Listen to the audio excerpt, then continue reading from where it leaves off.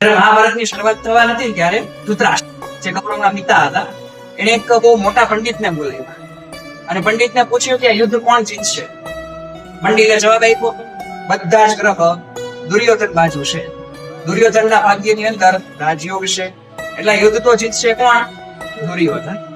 છેલ્લે દુર્યોધનની મૃત્યુ થાય છે અને ફરીથી ધૃતરાષ્ટ્રને બોલાવે છે પંડિતને અને ફરીથી પંડિતને પૂછે છે તમે તો કહેતા હતા કોણ યુદ્ધ જીતશે?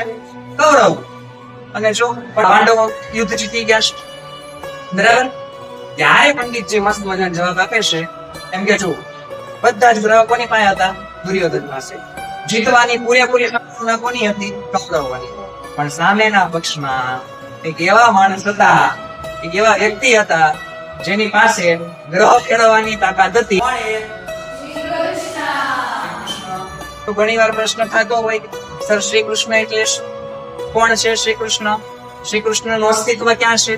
બધા જ સવાલનો એક જ જવાબ છે આખું વિશ્વ એટલે શ્રી કૃષ્ણ અને શ્રી કૃષ્ણ એટલે આખું વિશ્વ.